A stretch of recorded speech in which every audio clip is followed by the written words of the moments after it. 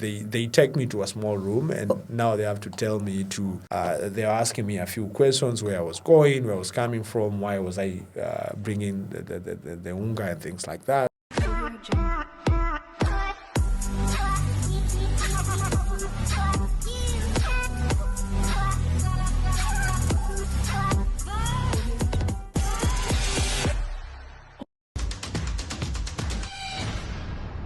Hi, everyone. Thank you so much for tuning again to the show. Jamhuri Fresh Off the Boat is a podcast that is entertaining, informative, that shares real-life experiences of Kenyans who dare to step beyond their villages and engage the wider world. From culture shocks to career breakthroughs, we explore the highs and the lows, the lessons that they have learned, and how even their faith carried them through as they are navigating this foreign land or this foreign village. Because trust me, you will need God, and you will need wit, and you will need grace and strength. We welcome you as we go along this journey. My guest today is an amazing guy. You want to introduce yourself? My name is Mutuku, Communications Associate at the Creative Economy Practice at SSN Hub. That's on a professional level. Right. On a personal level, I think I'm just me. A lot of people call me Mutuku or Tony. Oh, nice. Yes. Were you born in the night? I don't know. Actually, today is my birthday, so I really don't know. Happy birthday. Thank you. Nice.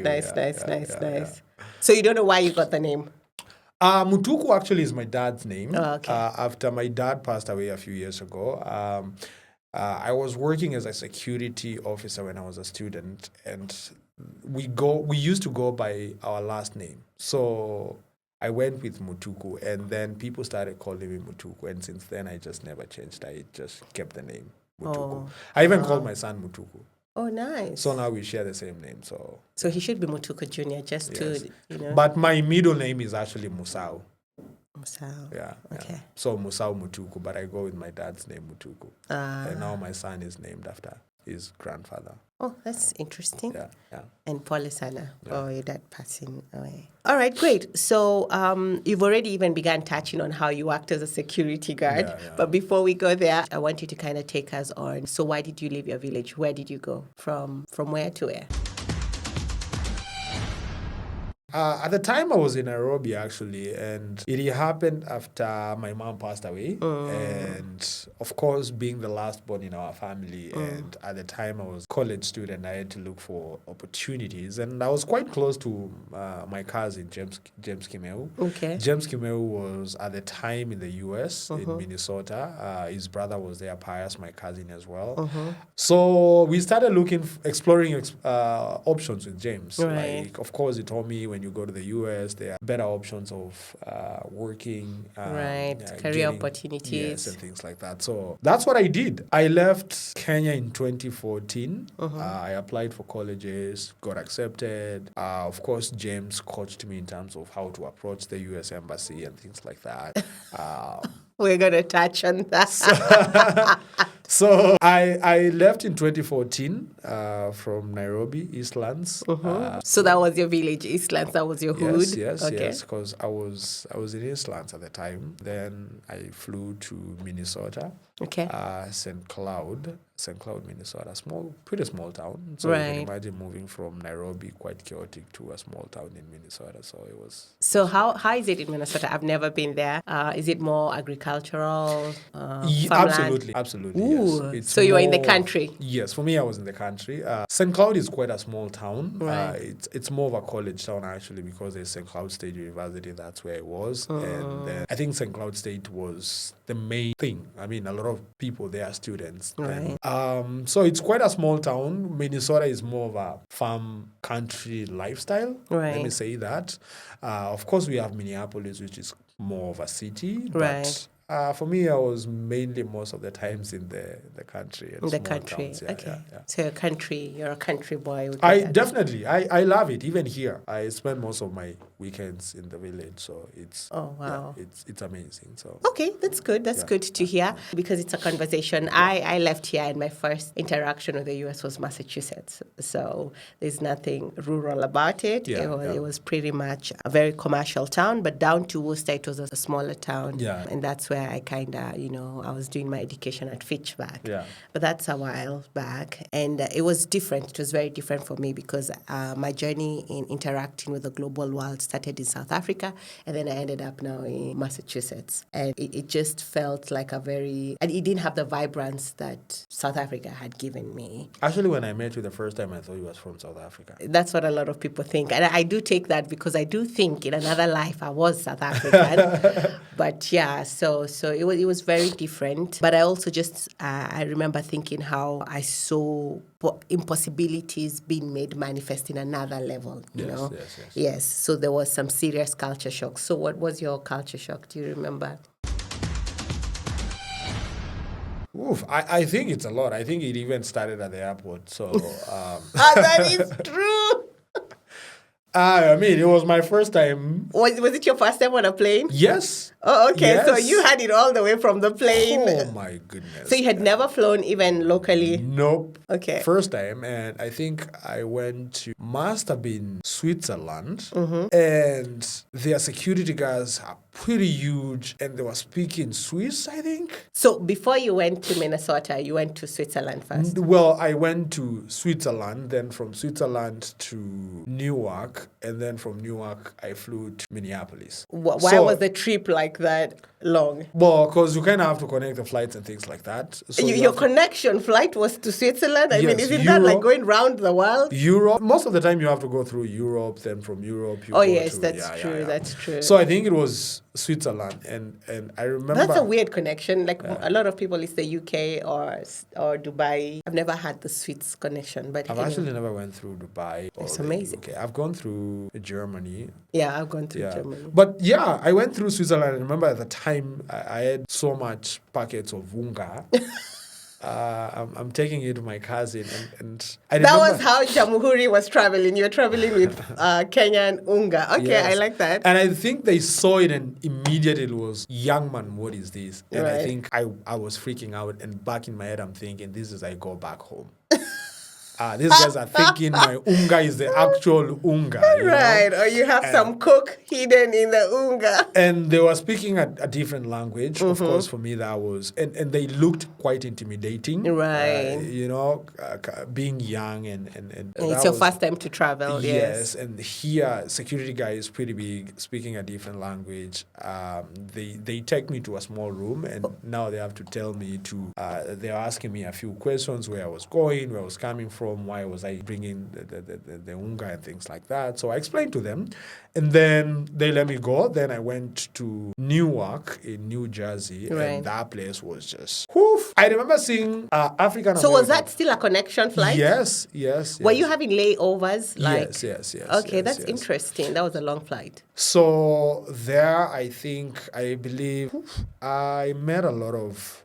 it was quite a So confusing... you left the airport and stayed out for... No, I was in the airport the entire time. Oh, okay, cool. And I think Newark was very confusing because the airport was very confusing. I couldn't figure out terminals. What was terminals? I think Right, and that's being your my first- first time flying, I didn't know what terminals were, and now I have Right. to connect terminals. And I remember I saw African Americans, I saw black people, and I was like, yeah, that's my brother. I'm going to ask him Right.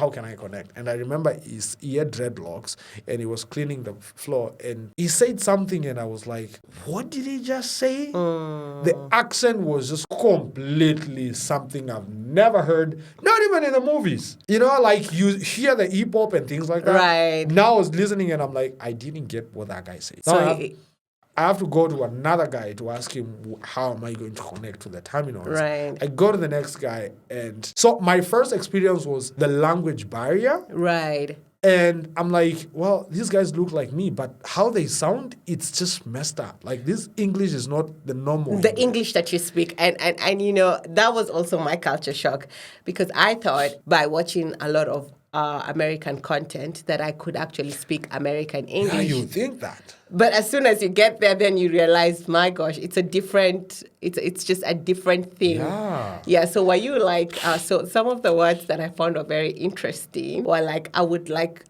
to say, like if I was in a building, I was like, I want to use the lift. And But, which is an elevator, right? Yes. Yeah. And so, what did you call the queen cake when you saw it? The first queen cake. It's queen cake. And Yeah, but it's a muffin. there it's a muffin. Right. And even the crazy part was my name is Newton. In Minnesota, I'm not Newton anymore. Your word. I tell someone, hi, my name is Newton. And they're looking at me like, what did you just say? Oh, you mean Newton. And I'm like, what? Oh, okay. That's crazy. So I had to learn how to say my name now. So in a different way. In a different way, because in Minnesota they say Newton. All right, I can't even say it. How I used to say it was Newton. Newton. Right. We gotta sound everything as Africans. And now, I mean, for me, I think with time, well, I had to learn how to say Newton. But with time, I was like, you know what, guys? If you cannot say my name right, that's your problem. It's not my problem. Right, anymore. right, Like, right. my name is Newton. If you can't pronounce it as Newton, that's your problem. It's not my problem. Okay, so, this is so funny because I found what happened is I started stammering because, I'm like, every time I'm trying to say something, I'd always say the person would be far away and then they would get closer like, what? And the more they did that, the more I was like, am I not speaking English? Exactly. Yeah. So I started my confidence started dwindling for a bit before, I was able to exchange a few of the words. Yes. And then I was like, oh no, if there's anything America will demand of you is being bold. Yes. And then I was like, no, you got to be aggressive and speak. But it didn't matter how much I spoke. They would always say, oh, where are you from? And I'd be like, oh, I think I've put all the American accent that I can put. But still. Yes, and they'd be like, "Oh, you sound funny. Where are you from?" Oh yeah, so that was so. So then my next part of that was also getting comfortable to being identified as a foreigner. No matter how much I tried, I was like, "Yeah, I'm actually not from here." Yeah, and I'm okay. I'm okay with and I'm okay absolutely. having an accent. Yeah. So the name. That's funny. It's something that I had to learn how to say my name again, and Oh, that is too funny. And not just me. A lot of people, even my cousin, I remember he was talking about he had to learn. What was his name? His name is in Kenya we call him Pius. There is something else. What is it? Pius. Pius? Yes. So. Yeah, I remember he was talking about it as well. Okay, so First Piece is not like one of the most flattering names to have. I'm so sorry. Yeah.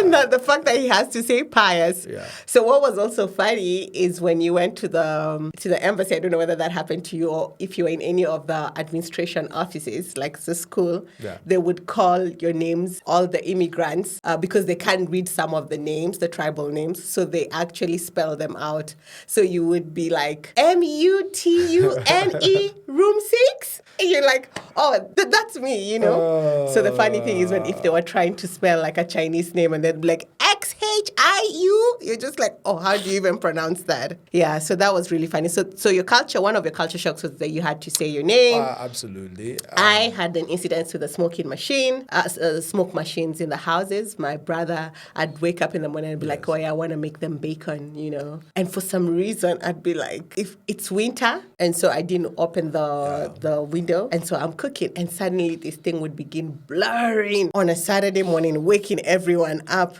in a fright, Yeah, so I was just like, why does this thing have to keep going off? Yeah. That was, it was just, I just didn't like the smoke machine. Smoke machines, yeah. Dennis, my roommate, he liked making Kenyan food and with all the spices and things like that. So we experienced that a lot. It would, we did. At some point, And actually, when you would cook, we'd take it off. When we were cooking African food, we'd take it off, then you put it back on because it would, just the slightest, it's like this thing can smell spices. It would just... I know. Yeah. And just on the culture shock thing, I was from Islands. I mentioned that. Right. And Islands is quite crazy. I came straight from Makongeni. That's good. Yes, and I went to a neighborhood. My cousin, I was living with my cousin, and it was a quiet neighborhood, and I really struggled with how quiet it was. I really struggled with it. I mean, I was used to my neighbor, yo, niaje mko fiti, you know. Yeah. If I stop by at my neighbor's, it's you just get it going. You can even Right. easily stand somewhere and ask your neighbor, mumepika nini? What have you Right, cooked? You know, can I right. join you guys for lunch? Right. And then you go to a neighborhood where you don't even know your neighbor and you don't even speak to your neighbor. You know, you just see them doing this. And I'm like, what is this? It was also a really big struggle for me to get used to how quiet it was and how everybody was just minding their own business. Everybody just driving around like, what is this? You know, I come from a communal background where we all know each other. You go to the market to get your skooma and you say hi to 10 people. You know, it takes 5 minutes to get the skooma, but it's going to take you like an hour because you have to interact with people. And damn,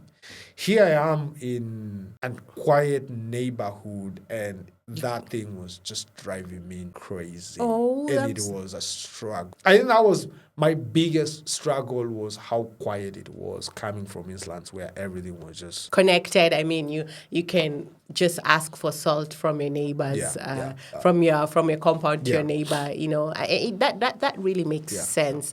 I mean, a lot of people struggle with how isolated the community is and how also individualistic the community is. Yes.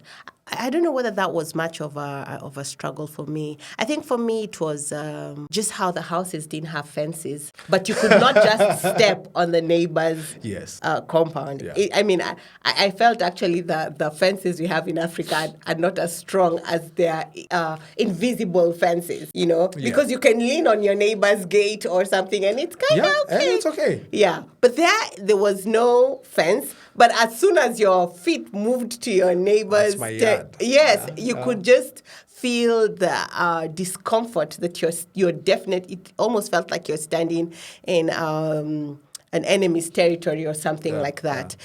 So that definitely was some serious culture shock. What were your challenges as a student? Do you remember, or also your highs? You could maybe also touch on that.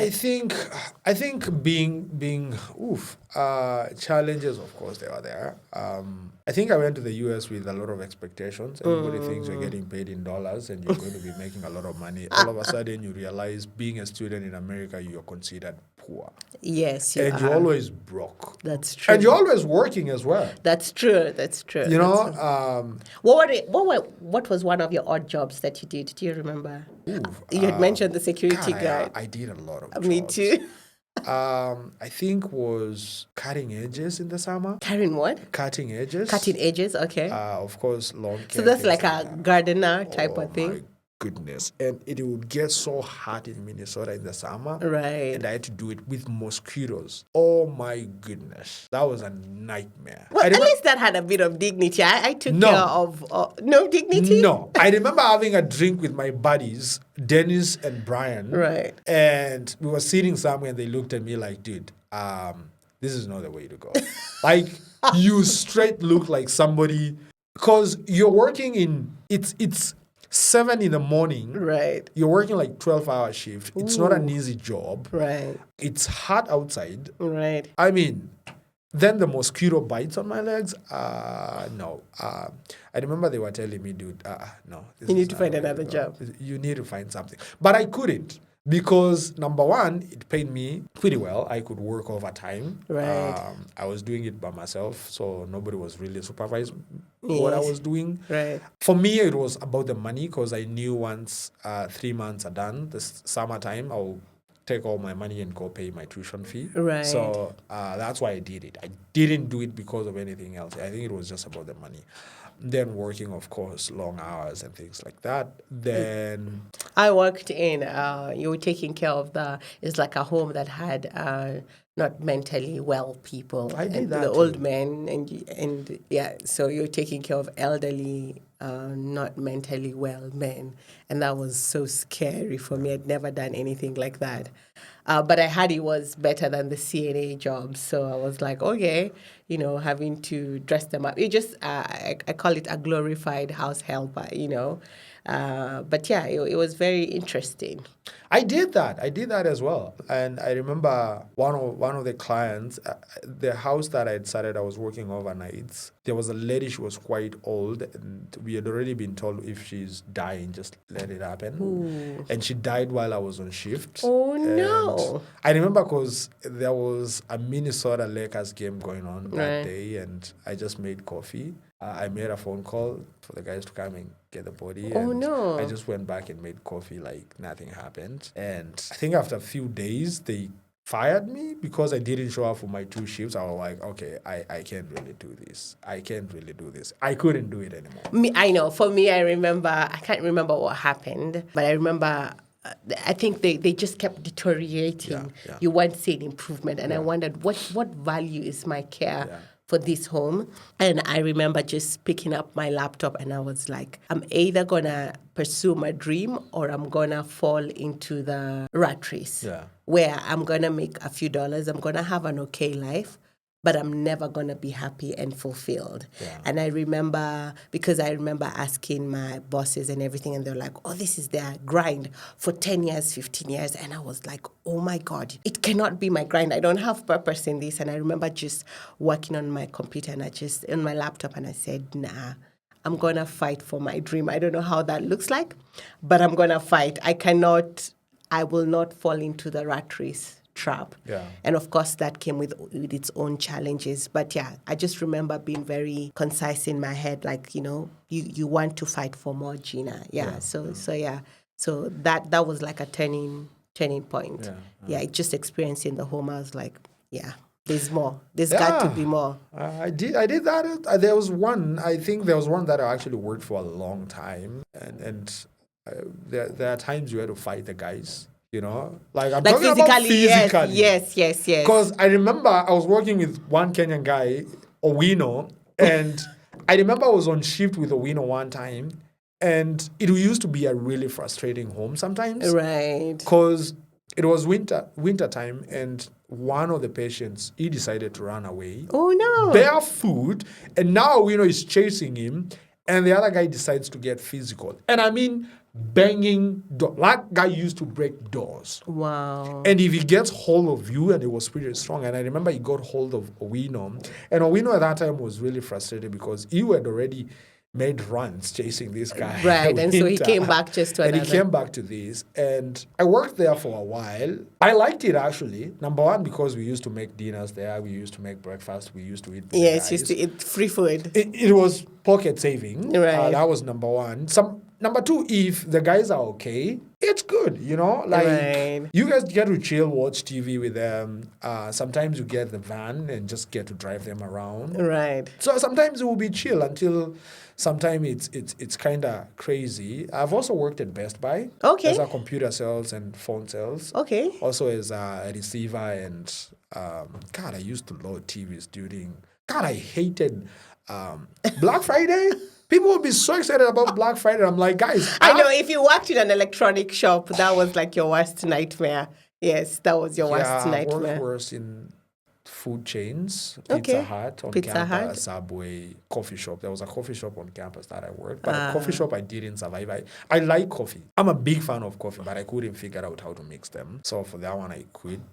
And many other. Did you ever do like a factory assembly line for any of the companies? Yes, I did. Okay. I did right after I graduated with my master's during COVID. Wow. Oh, yeah. I couldn't find a job, so I did it. That's so interesting. So one of my best jobs was working in Houston Museum. I ended up moving down there, and it was like such an informative job because they kept bringing different exhibitions. Yeah. And you were manning the doors and all that. And it was fun. It was such a fun job. It was one of my best jobs outside all the other odd jobs that I did. The security guard, I didn't last for long. I was even training now to get a firearm, but they kept calling me for graveyard shifts, and I was just like, if anybody knows me, they know I have no staying power. Like if I don't have my sleep, I am terrible. So Though for me, I was considered more of a community officer because I Okay. was really engaging with students. Right. Sometimes I'll respond to calls of students smoking weed, but I wouldn't really report them. Right. So I was really considered more of a community officer. Right. But I really enjoyed it being in these squad cars. I kind of felt like a cop. Because you're in squad cars. Oh, that's basically. cool. Yeah. But that's your unit school. So for me, it was like they're going to send you to commercial spaces, like a bank. I remember one of the places was like, it was like, I don't know, it's not DHL, FedEx. Yeah, FedEx. Yeah, I was supposed to man that space. And I just remember I called my boss. I said, you know what, this is not working for me. I will not do this job. And this is where kind of faith took place for me. I went to church and I was like, Lord, have you sent me here? Yeah. For me, just to die with the dreams that you called me for. And I really was desperate. I was like, you know what? If you don't speak, it's fine. I'm going to reinvent myself and live this life. Yeah. But if there's hope and there's a way that people actually do achieve some semblance of an American dream or really live their dream, please just make a way for me. Yeah. And I remember that's when my internship opened up to really go and work in a film studio. That didn't pay much, but it was just in alignment with my dream. Yeah. So for you, did you have any moments like that where you're... Absolutely. Yeah, I worked in really good places as well. I was a social media intern at Cobons. Cobons is one of the biggest stores in the Midwest. So that was also a really amazing opportunity. I felt great being a foreigner and a student in that environment. Right. I remember using the bathroom and I met the CEO and the owner of the organization. Right. And he said, hi, you're the new intern. And I was like, did he just say that to me? Because it's one thing I also really liked about the US. Okay, There's no that hierarchy maneno is kind of, especially in the workplace. It's not there. So that was also a really great opportunity, and I was there for a while. Got to learn a lot from the people who are working there. Amazing team. Right. I would definitely send them this podcast to listen.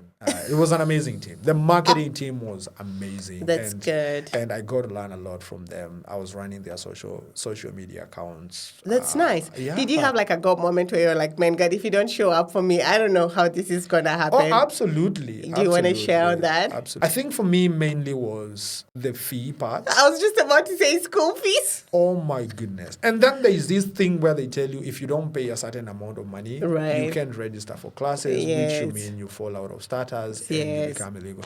And that thing used to stress me out. And there was this guy called Kevin Barnes. Kevin Barnes used to work at the finance office. And I used to go to Kevin. God, that guy used to understand me so much. Right. I'll even get like newspapers with like Kenyans are facing hunger in Turkana, and just go and tell him like, dude, just look at this. Like, just let me register for classes. And he would let me register for classes. And I think we used to be so many of us students there, especially African students, who would just be lining up and begging, like, please help us with this school fees money. Yes. And I think school fees was rough. It was really, really rough. I mean, you have like $10,000 to pay. Right. You're making $200 in 2 weeks. That's true. And you're looking at the $200, you're like, I need gas money. Right. I survived with polo shirts that I got from my cousin's mother-in-law. She got me some polo shirts, really nice clothes when I got there. And I survived with them. I really never bought clothes because why? Like, I was a student, I really never cared how, especially when I was an undergrad student. Right. I really never cared. So I think for me it was the part of tuition fee where you feel like, can I just get someone to sponsor you? To sponsor me. And now the most annoying part was when you get phone calls and text messages from people in Kenya telling you, could you get me a scholarship there? I'm like, guys, if I had the opportunity to get that scholarship myself, I would go for it. Right. Like, I'm sorry, I really want to help you out, but it's not that easy the way you guys think. Did you ever deal with like black tax burden where like you still have to take care of yourself and you have to take care of people here? Absolutely. Okay. Absolutely. And I think one of the things I did was cut ties with people. Oh. Because sometimes it's really tough because nobody really understands you. Yes. Unless you're in that. Like James, my cousin, would understand me. Right. Pius would understand me. They have been there. They went through the same process. When you talk to them, they would just laugh about it because they knew how it feels. They knew the process. But you're trying to describe to someone in Kenya that you're getting paid $300 and you have a 10,000 a tuition fee pending. Yes. And they don't understand that concept. They're actually thinking, they are actually converting the $300 to Kenya shillings, and they think it's a lot of money. That's true. And so also balancing work and also just having to attend your classes is a lot. I think, just to summarize that is that, any Kenyan out there who has a relative in America, dollars don't grow. They don't grow on trees. If you do have a relative there, treat them with kindness. They also go through similar challenges like you have. And life in America is very difficult for immigrants. I think it takes you about 10 to 15 years to kind of really break through, so it's not what you see in the movies. It can be very challenging for people there. I just wanted to touch on first. Remember when you were traveling to as a Jamhuri to Minnesota? Do you remember the things you packed in your bag so that you could just feel your sense of you've carried a bit of Jamhuri with you? Yes. In addition to the flour, of course, I had tea leaves. Not just the flour, the too much flour. Too much flour. Because you were frozen by security for that. Yeah? I had tea leaves. I had a Kenyan T-shirt. I was actually rocking in a gray Kenyan T-shirt. Okay. I think it was saying Hakuna Matata or something like that. Nice. Then I had a Masai leso. I had that one in my bags. And I had a lot of artwork that I was taking to my cousin to display in their house. I don't even know whether they ever displayed them. Then I also had a Bible that I was given by my friend, and it had 50 years of, 50 years of celebration or something. There was something on the cover. It was branded Kenya. Right. She gifted me the Bible when I was going there. It was one of the presents that I never expected my friends to actually give me, but she did. Yeah, she wanted you to store the word of God in your heart when you were there. Yeah. Did you open it? Considering my relationship with her, I don't know.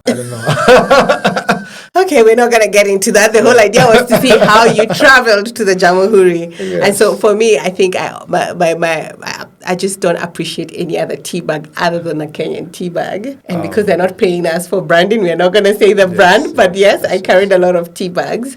Coffee is big, so I also carried coffee. And then I also had frozen chapati because my brother is a big fan of chapatis. Damn, you took it a little bit too far. Yeah, so I did. I had that. And I think at that time, if you froze sausages, you were able to kind of get them through security. So I also had frozen sausages.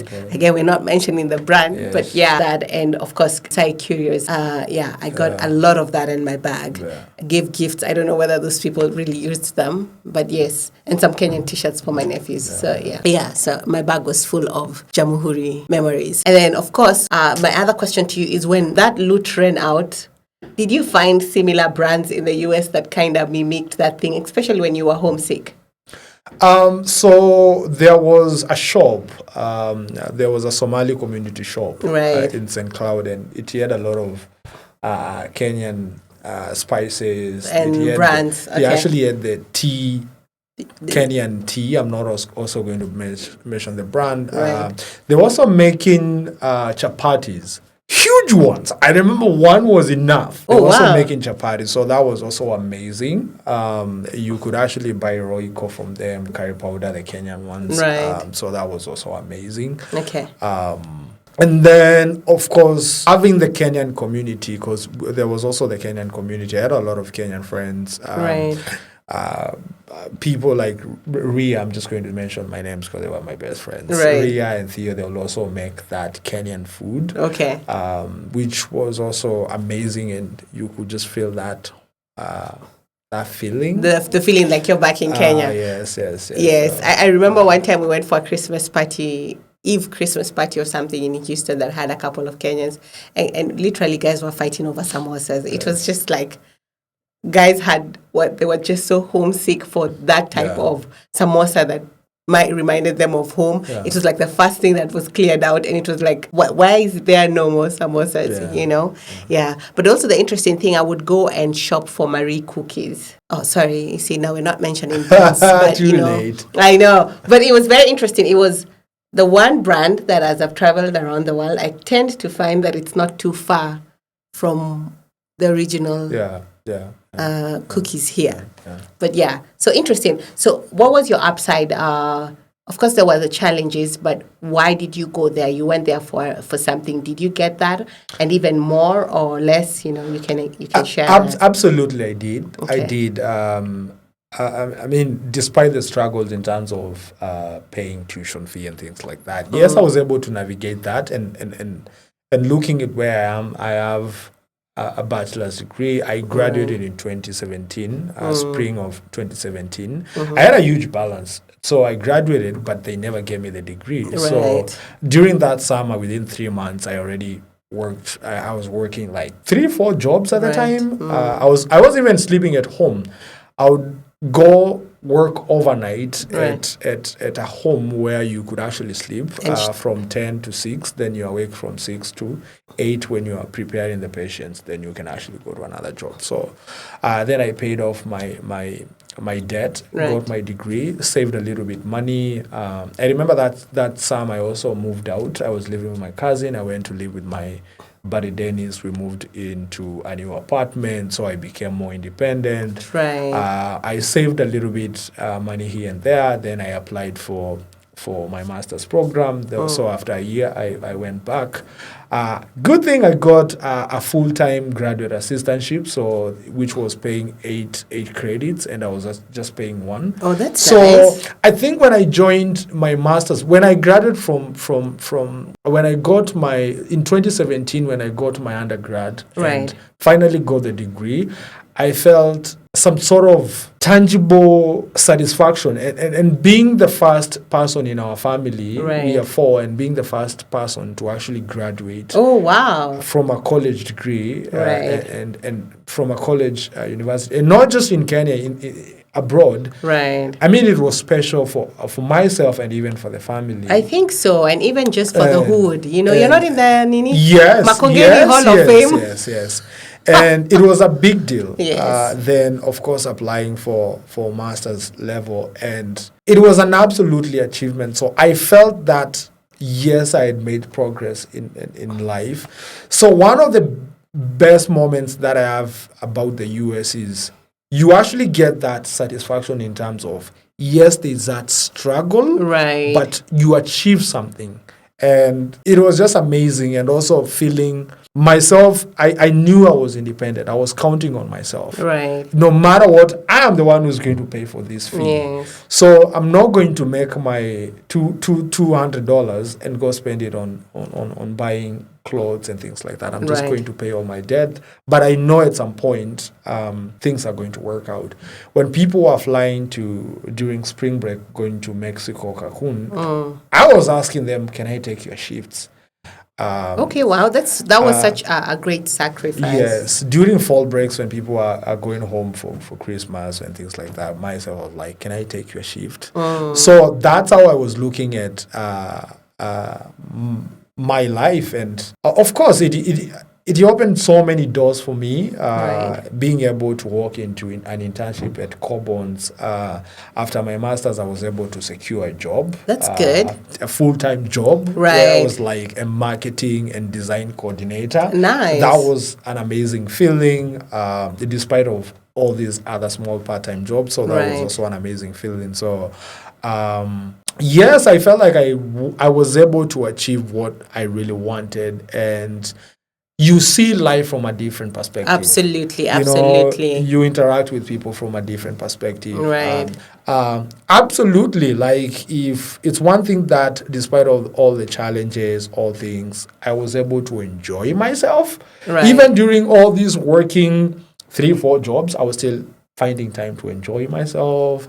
I think for me, one of the very interesting things is I was very focused that when I got to America, I was like, I really want to build my film capacity, build my film dream. And so for me, America was not more so educational; it was more so building the capacity of my of my gifting in film. And so I was able to do small in my immigrant plays. Plays in immigrant churches. Kenyan immigrant churches, because I was so thirsty to exercise my art. And those were the only places that were very open to me. Yes. Not having deep roots, And I remember having to go to shop at the Goodwill stores for props and things like that. And the money would come from the elderly women in the church who have baked goods so that I could raise money to, get the props that I need for my set. And these people attended my plays. And then eventually when I came back with a film, in the cinemas, they're the same people who came to the cinemas. Yeah. So for me, it sounds it sounds easy, but when I was walking the journey, it was very difficult, trying to say that I'm not gonna fall in the trap of just chasing the dollar, but really live a fulfilled life. Absolutely. And that brought a lot of challenges with everyone that I was meeting. They're just like, you don't want to be a nurse, and there ain't nothing wrong with that if that's your gifting. It's just that my heart was not there. Yeah. So, and then also got to do my internship in Santa Monica in California, and that was really great. That's amazing. Yes, but I was also able to do this because of the village. There was a village in every state that I moved to that really supported my work and believed in me. So it was very interesting how we do believe in that communal support here. And it's also a very positive thing on how, if you're plugged in the right niche, you will find that Kenyan community understanding running there. And I was blessed enough to see it. How are the white people or the African Americans to you, or other people from other races? Because we know America is really a melting point of different cultures. For me, I really had a positive experience with them. I just found if you're really a person of integrity and you're a hardworking person, that these people really opened doors for me. So as I moved from the small place to pitching my films, they were like, there's a Kenyan girl who is going back to Kenya to do a really big feature film, and I think you want to listen to what she has to say. So they really became ambassadors for my vision and my dream, and they really just opened doors for me. And I think just seeing that universal kindness in the hearts of people was such a warm feeling. Yeah. That's amazing. Yeah, so that was my journey. Yeah, I think I would say different about that. Oh, really? No, I mean, it's your experience. But I think for me, it went both ways. I mean, there was still... I think when it comes to people from the US, and especially the white people, some of them were just incredible people. Like incredible people. Absolutely. Like absolutely incredible people. People who actually invite you to their summer places during summer. Come to our summer house, get to have that experience. Yeah. Also, they want you to experience their food and things like that. That's true. There are those who are actually willing to embrace us as students during Thanksgiving. Yes. Oh, yeah, we didn't talk about that. Yes, Thanksgiving, yes. So I think there was that part where I could say there was a lot of some of them. Then, of course, there's also the other side, as I said, when you look at where we are, it's a small town, right, where some people won't embrace you as someone from Kenya, right. Then I can go deeper into that. But I think one of the things that never really bothered me was I knew I was there for a short period of time. Okay, so that's very interesting. You had no dream of building your life in the US. No. And if it wasn't definitely going to be a small town. Do you want to say why? I think small towns, it's a really big struggle. You're not embraced. Okay. So you always carry that alien feeling about you. Yes. It's really difficult to live in a place where you're not embraced. Even when you apply for jobs, people treat you differently. That's true. You're qualified, but people still treat you differently. Yeah, so before they see your qualifications, your race is already speaking. Absolutely. Okay. So I want to touch on that. Yes. Because when we are here in Kenya, the biggest difference you ever feel is about tribe. But if you really lived in the big cities, it's a non-issue per se. Exactly. But then you get to America, and then there's another identity that is given to you So I was not just Jinna Black, Jinna African or Jinna Kamba. I was Jinna, a Black person. Yeah. And that carried certain challenges with it. And, when you've not grown in such a society, it's very hard for you to reconcile with that. Yeah, you want to share a bit on that? Yeah, I think when you're in Nairobi and just interacting with people, just like you said, you're hanging out with Brian or Dennis or something, you never think about their tribe. Right. You guys are just yourselves. And then all of a sudden you have to carry a different identity when you're out there. And it can be a good thing. For me, I took it as both thing. And one of the best ways I took it was, even during my accent, a lot of people would say I have an accent. I embraced it. It's I know, me that's too. me. Yes. That's where I'm coming from. Like, I'm Kenyan, yes. You take it or leave it. Right. I'm going to say certain words the way I'm going to say it. Because I come from Kenya. If you find it weird, that's up to you. Because even my name, it's correct the way I'm saying according to me. Right. To you, it's wrong according to where you're coming from. Yes. And if you don't want to see it from a different perspective, that's your own issues. And I remember my friend Molly, and I remember there was also a lady who I used to work where I used to do my internship. They never said my name is Newton. They said it Newton. They wanted to embrace Newton. Right. The way you said it. Yes. Because that was who I was. Yes. And that was an amazing feeling. And like someone who's going to make you feel like that is wrong. Right. That is wrong. That is wrong. And I didn't like that. I didn't like that about sometimes the worldview of different Americans is their understanding that English is a very diverse language. And it's just that understanding that they felt the way they speak English is the correct one. And anyone else speaking it differently is wrong. And therefore they have to correct you, you know. So I didn't like that attitude because I remember having a one-on-one conversation with my nephews. It was funny. I was just like, yo, you guys, this language actually it started in the UK. So actually, even what you're speaking is broken. Yeah. And they just, it's like their worldview was like, wow, what are you saying? You know? Yeah. So I think for me, for maybe any American listening, is just to embrace the idea that this language is spoken globally and it's nuanced in the way certain words are said. So if you're speaking with someone from a different country or from an immigrant, allow them to express themselves without having to stop them and give them the right way of saying it as an American. Yeah, absolutely. I remember one time my buddy and I, two of my buddies, we were walking from the bar and we were just walking home arguing about football. Football or American? No, the football that okay. It's soccer. Yes. And one of the guys, one of my buddies was from Tanzania. Yes. And we were all speaking Kiswahili. And I remember when we were taking a walk, some guys attacked us by saying that we don't do that here and we don't get to speak that language here. And then, yes, my buddy got to get into a back and forth with them. And of course, the cops ended up coming. It was a pretty bit messy one because they came with baseball bats. No way. Oh, yeah. Okay, thank God it wasn't like an electric nini. But as a black man, also when you're stopped by a white cop, it's a whole different nuanced thing. Yeah. So I think it was both ways. There are people who embrace you. There are people who are not really ever going to embrace you. Yeah, and that's everywhere. Even here in Kenya, you have that mix of things. I mean, so overall, I just love how you are really focused on your education and how you are really able to gain your milestones and just become an outlier in the sense of you're the first one in your family, kind of break that generational, pattern of achieving higher things. It was a big deal. It is. It's not just then. I think even right now it is a big deal. And I just hope that even greater doors open up for you based on how much you seem to want more in life. Yeah. I don't know. Do I have any other question? Do you have anything else you want to share? About the U.S., I don't know. But we can have you back again. Well, yeah. Well, I think for me in general, I would say it was an amazing experience. Yes.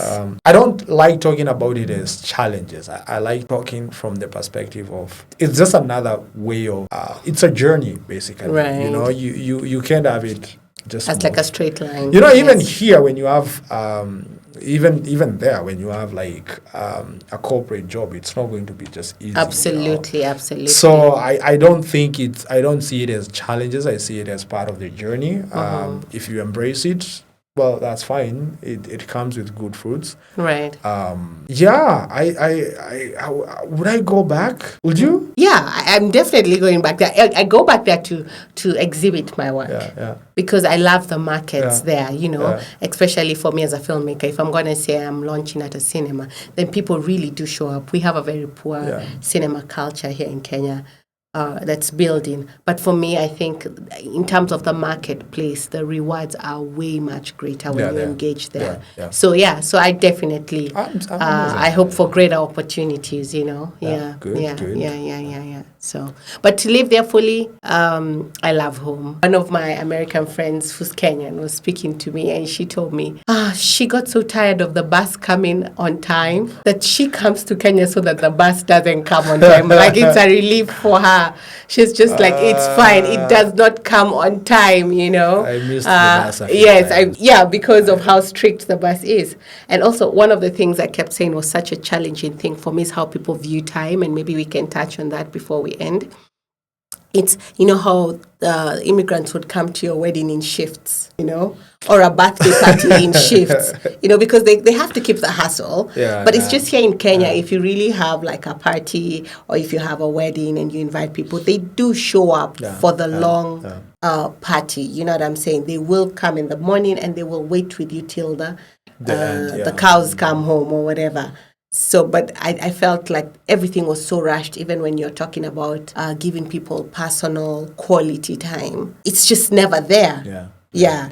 It's not. It's not. I think that's one of the things I love about being back home. Yes. You know, I remember in 2021 when I came back from the US, I would wake up in the morning and I would feel guilty for just waking up and doing nothing. And I shouldn't be feeling guilty because I also need some time. Yes, to think and reflect. It's one of the things I embrace it now is waking up in the morning on a Saturday and just having coffee without the rush of being somewhere. Or needing to have that day already packed. You know, and it's your resting day. You're like, I'm going to go do my nails. It's just like, no, it's empty.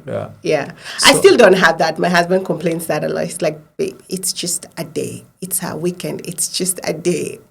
Don't put anything on it. You know, I'm like, well, yeah. I embrace it nowadays, you know. I would just wake up, chill in the house, listen to music. No agenda. No agenda. My wife will be like, what are we doing today? I'm like, I don't know. Watch football? Arsenal is playing today. But that's an agenda. That's an agenda. You know? Let's just be clear. For people who are not football fans, that's an agenda.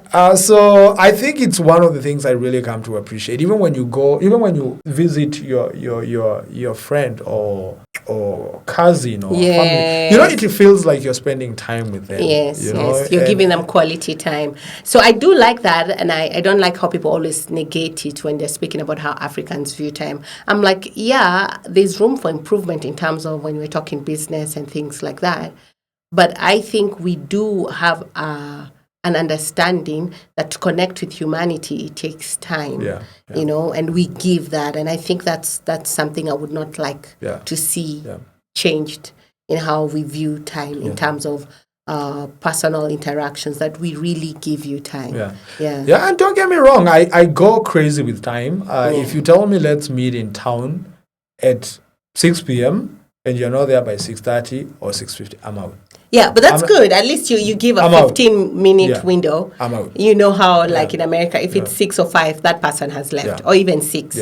You know, I remember doing my pitches in some studios in Hollywood, and my host was like, "Oh, Jinna, we gotta get you there at 20 minutes to your appointment."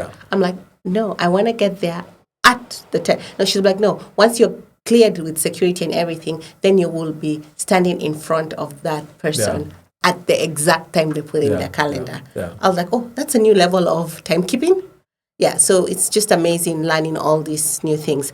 My takeaway actually home for America is it made me very bold. I don't think I can ever explain how bold it made me. But just even everything from driving, from every time you're asked who you are, you have to say who you are, where you're coming from. Absolutely. You know, so the idea that if you don't speak for yourself, then nothing happens. Yes. Even when you walk into that room, going to do an interview. Yes. Yes. But it's not even it's just like you could even be going to buy coffee and then someone already picks your accent and they're asking who you are and what are you doing, and that chit chat, you know, constantly, you know, or if something is not going right, you having to advocate for yourself, you know. It's just I feel it's a culture that really pushes for boldness, you know. Yeah, absolutely. So I think that was one of my big takeaways. It's just if you speak, if you ask, you probably are gonna get it. But if you don't, no one's gonna hear anything from you. Yeah. How has it been since you came back? Been great, because I also came back with purpose. I firmly believed in the African dream, and I was selling it before it became a cool thing. So it has, of course, had its challenges. I say one of my biggest challenges is I'm never fully home. I don't know whether you get that. Because there are times when the systems in Kenya are so broken, you're like, oh, I just want efficiency. I want to be in a place where they're obeying zoning laws. You know what I'm saying? Totally, yeah. So when the system exposes its brokenness, it's just where I'm like, oh, I just long for the efficiencies of America. So because of that, I feel I'm never fully home because I've seen something else. I totally understand that part. Driving, it's something else. Even sometimes the systems, when we talk about systems, there's something that I really miss was applying for something simple as your driver's license. Right. You cannot do that at home, and it's going to be delivered to you. Right. You know, here sometimes it's just a struggle. You apply, getting an appointment to get your fingerprints you go to the they tell you come on Tuesday to get your fingerprints done. You get there, the machine is broken. Now, I mean, it can take you up to 1 year to get something that you should be getting in like 2 weeks. Right. I remember. So that system is just totally, it drives me nuts. See, and so when it does that to me, I'm just like, there's another land. It works. You know what I'm saying? So that constant comparison that plays off in my mind, I feel I'm not 100%. Of course, I acknowledge this is home and there's nothing like it. But it's just you would want home to function better. Absolutely. And I feel like there are things you acquired. On a personal level, I feel like there are things that I acquired from the US that... Do you want to elaborate a bit on that? Like, for example, space and boundaries. Oh, yes, that's true.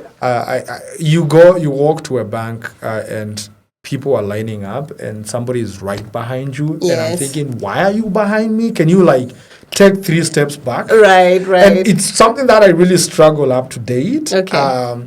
Even people coming to my place without calling me. Yes. It's something that I really struggle. Like, why did you just show up at my place? Yes. You should have called first. Right, Even family members, I'm like, you should have called first. You don't just show up in my place. There are things that I acquired that